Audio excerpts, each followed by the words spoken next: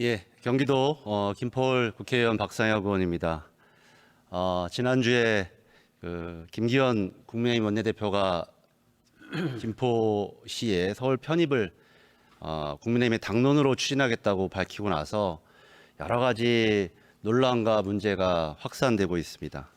행정구역 개편이라는 것이 다양하고 복잡하고 또는 시민들의 삶에 너무나 많은 영향을 주는 사안이기 때문에 총선용으로 제시할 것이 아니었는데 국민의힘이 강서구청장 선거에서 참패하고 이를 모면하기 위해서 갑작스럽게 이런 논란을 만들고 있다라는 것이 제 생각이고 많은 국민들의 의견입니다. 이미 보도된 것처럼 국민의힘 그리고 김포시장은 1년 전부터 준비했다고는 하는데 검토 보고서 하나가 없습니다. 이 자리에 계신 많은 장관님 여러분들이 만약에 국과장들이 검토 보고서 하나 없는 사업 내용을 올리면 어떻게 반응하시겠습니까? 그런데 인구 50만의 18번째 대도시가 이렇게 행정구역 개편하는데 검토 보고서 하나 없다라는 것이 이 국민의힘의 그리고 집권 여당의 실정입니다. 제가 내일 행안부 질의 때 그 근거 자료를 다시 한번 확인시켜 드리겠지만 이런 졸속 추진 상황임에도 불구하고 저는 우리 김포 시민들과 함께 모든 것을 열어놓고 무엇이 김포를 위해서 바른 길인가 이익이 되는 길인가를 함께 논의하고자 합니다. 오늘은 이 자리에서 이런 행정구역 개편이 가져올 효과에 대해서 면밀히 한번 여기 계신 장관님들과 함께 검토하는 시간을 갖도록 하겠습니다. 먼저 국토부 장관님, 제가 원래 오후질인데요. 장관님이 오후에 이석하신다고 해서 먼저 순서를 바꿨습니다. 서울 편입은 정치적 쇼다. 이렇게 말한 분이 있습니다. 누군지 아십니까, 장관님? 모르겠습니다. 유정복 국민의힘 인천시장이 방금 전에 기자회견을 해서 그렇게 말씀을 했습니다. 김동연 지사나 저희 민주당의 단체장이 아니라 유정복 현 인천시장이죠. 이 국민의힘에서 또 여러 가지 장관도 하셨던 분인데 방금 그렇게 말씀하셨다라는 걸 좀 상기시키면서 몇 가지 지난 9월 3일 날 다른 선배 동료님들이 장관님께 질의한 내용들에 대해서 좀 확인을 좀 해보고자 합니다. 장관님께서 그날 여러 가지 의원님들의 질의에 이 사안이 보시는 것처럼 여러 가지 행정에 미치는 영향이 많기 때문에 면밀한 검토와 차분한 토론이 필요하다 이렇게 답변하신 거 맞죠? 저는 장관님의 맞죠, 장관님? 그렇습니다. 네, 장관님의 고뇌가 담긴 답변이다라고 생각이 됩니다. 또한 집권 여당과 사전 논의가 없었다. 이것도 사실이죠. 네. 예. 그리고 장관님께서 소관 부처별로 상세히 미리 얘기했다면 소관 부처별로 상세히 조사했을 텐데 그런 과정은 없었다. 이렇게 답변도 하셨습니다. 맞습니까? 맞죠, 장관님? 네. 예. 저는 생각해봤습니다. 국토부 장관님, 물론 이 행정구역 개편은 행안부 장관님이 소관 부처 장관님이지만 장관님도 그날 얘기하신 것처럼 여러 가지 국토정책의 변화, 교통 문제 등 여러 가지 사안이 많기 때문에 국토부 장관도 주무장관 못지않은 역할과 책임을 해야 되는 사안인데 왜 장관님한테 이걸 얘기하지 않았을까 이렇게 좀 의문과 궁금증을 갖게 되었습니다. 혹시 장관님 이게 장관님 레임덕인가요? 아니면 그런 생각을 해본 적이 없습니다.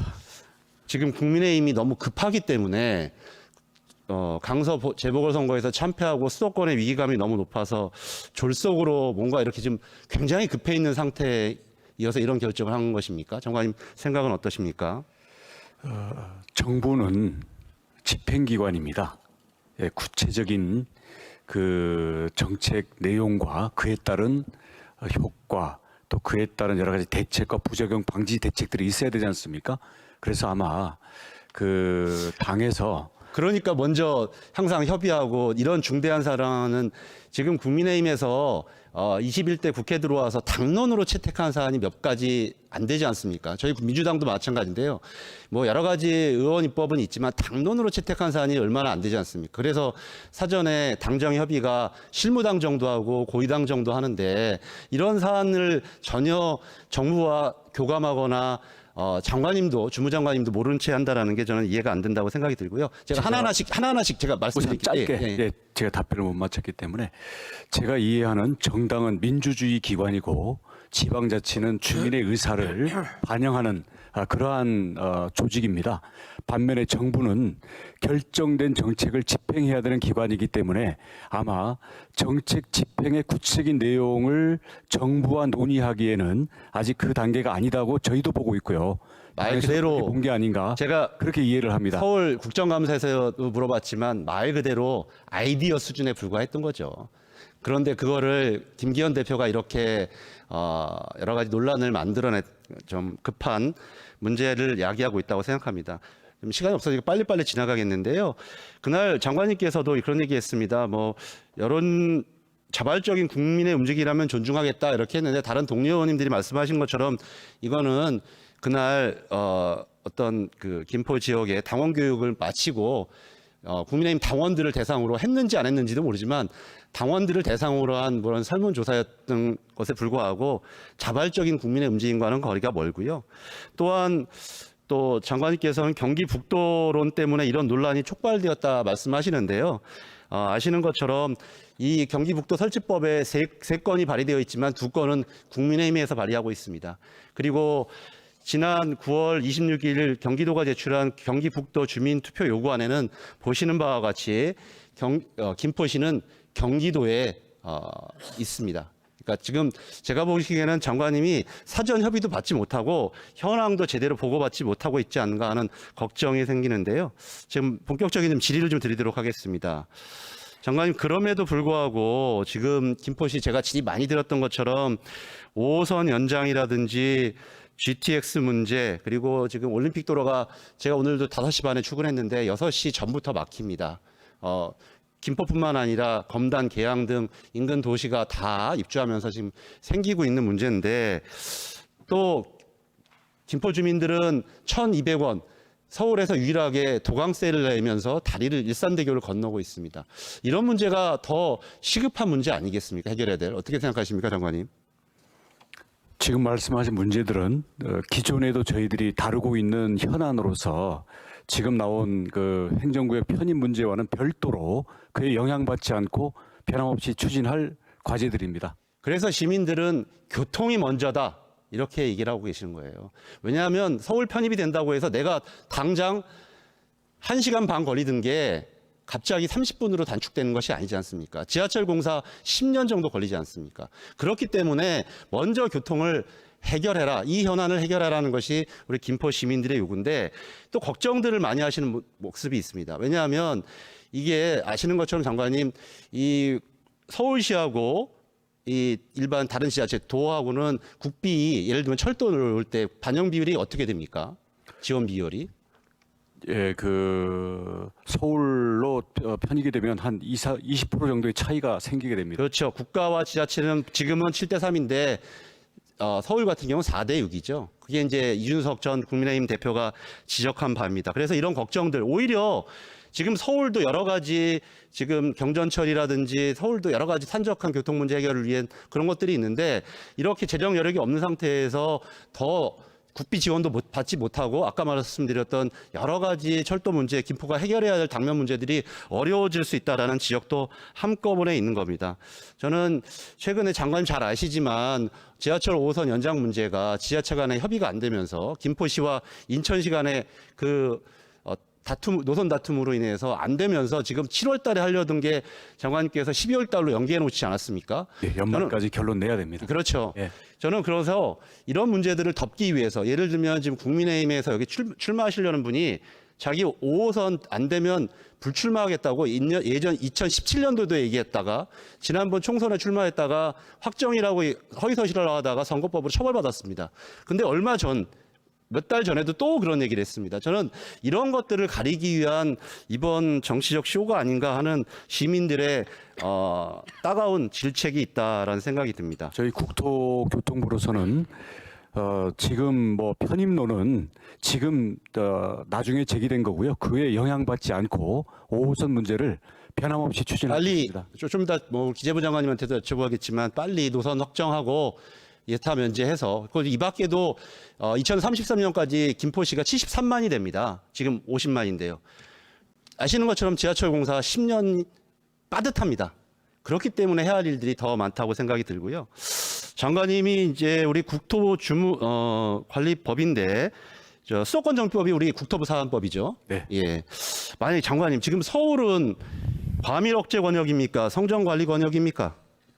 서울은 과밀 억제 권역으로 지정되어 있습니다. 과밀 억제 구역으로 지정되면 어떤 현상이 발생합니까? 효과가 어떻습니까? 공장이라든지 대학 신설이 이제 불가능하게 되고요. 이제 부담금 같은 것도 늘어나게 되죠. 예, 최대 지금 인구 밀집 시설이 만들어질 경우에 최대 건축비의 10%에 달하는 과밀 부담금을 내야 되죠.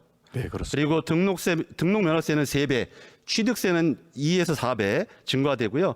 공장 신설 증설 시에는 5배 이상의 재산세가 부과되는 거 맞습니까? 맞는데 서울 편입된다고 자동으로 과밀 억제 지역이 되는 건 아니고요. 아니지만 예, 아시는 개별 것처럼 지역으로 그거를 지정을 예외를 하게 둔다라는 됩니다. 것이 또 다른 지자체 간에 또 갈등도 있을 수 있기 때문에 저는 쉽지 않다고 생각하고요. 김부 장관님, 제가 하나만 여쭤볼게요. 진규 장관님, 우리 김포에 여러 가지 뿌리 기업들이 많습니다. 네. 경기도에서 몇 번째로 많은지 아세요 혹시? 제가 정확히 화성 다음으로 김포가 8,000개 있습니다. 네. 그런데 이런 기업 활동이 어떻게 되겠습니까? 저는 이런 부분에 대해서 아까 그렇기 때문에 사전에 당정협의라든지 이런 것들을 하면서 차분하게 검토하고 면밀하게 조사를 했어야 되는데 우리 국토부 장관님께서 말씀하신 것처럼 사전 조사가 필요했었는데 전혀 그것이 되지 않는다는 거죠. 우리 여기 있는 기업인들은 어떻게 제대로 경제 활동하고 있겠습니까? 그게 대한민국의 다 뿌리 기업들입니다. 다른 지역에서 쉽게 정착하기 어려웠던 뿌리 기업들이 와가지고 지금 우리나라의 경제 성장의 한 축을 담당하고 있거든요. 그렇기 때문에 졸속 행정이라는 생각이 들고요. 환경부 장관님도 제가 이 영향에 대해서 검토가 안 되었는지 좀 여쭤볼게요. 지난번에 제가 윤석열 정부 120대 국정과제 얘기하면서 김포 지역에 대꽃 환경재생 혁신복합단지 여쭤본 거 기억나시죠? 네. 우리 환경부가 120대 국정과제 중에서 몇 개 정도를 가지고 있습니까? 그래서 그 숫자는 제가 뭐 많지 않죠. 뭐 네. 그렇겠죠. 그렇죠. 그런데 지금 만약에 우리 지금 보여드리는 것처럼 여기가 149만 평인데요.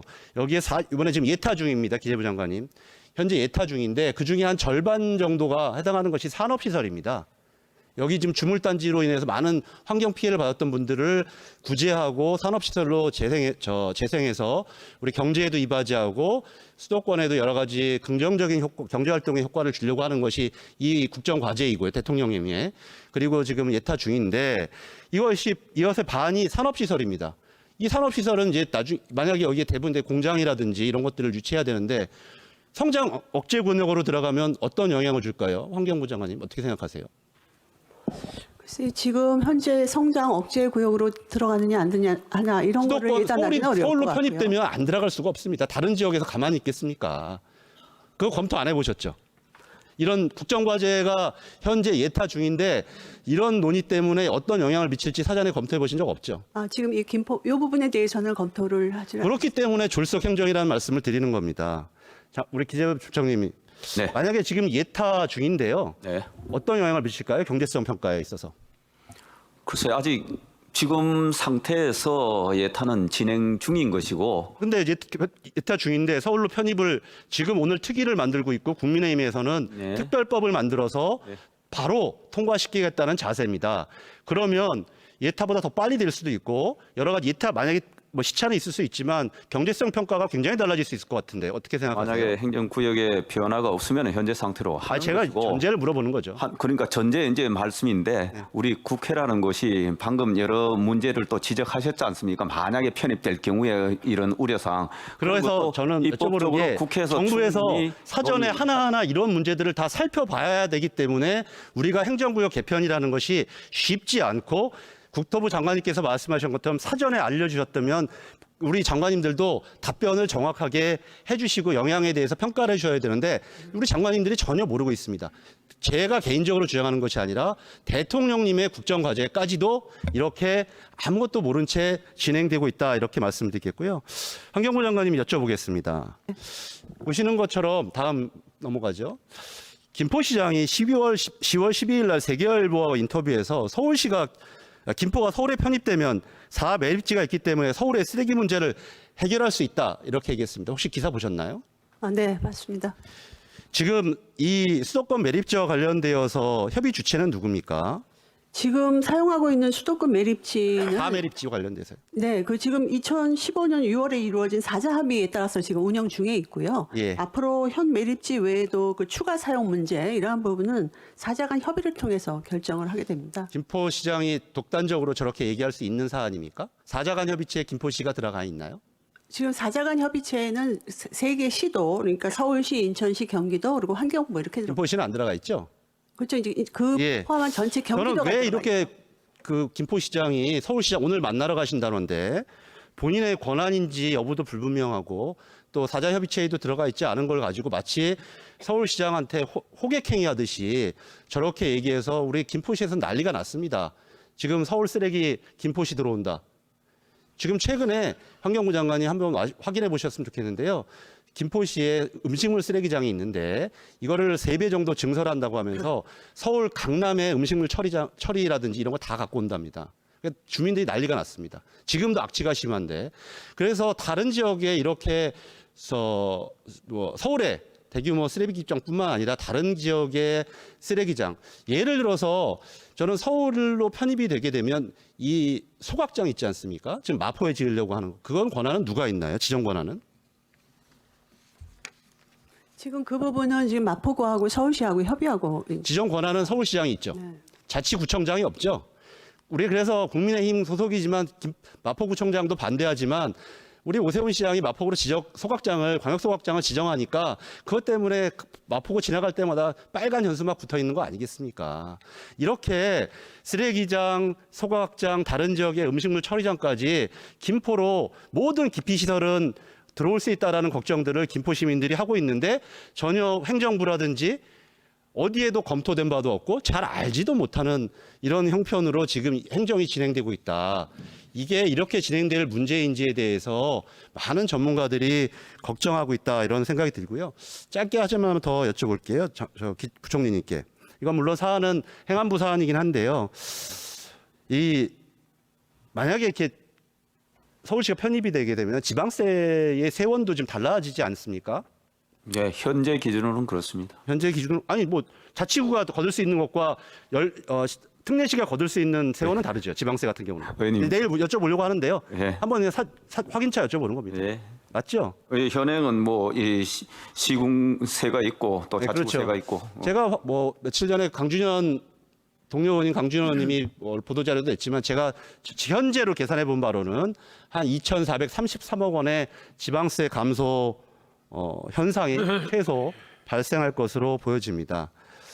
그래서 결론적으로 세입은 줄어들고 아까 같이 성장 억제 권역으로 들어가게 되면 세금은 부담은 늘어나고 규제는 더 많아지고 또 재정 분담 비율이 달라지기 때문에 현재 우리가 김포시가 당면한 이 교통 개선에 여러 가지 재원들은 더 어려워지는 이런 상황들이 발생할 수 있다라는 겁니다.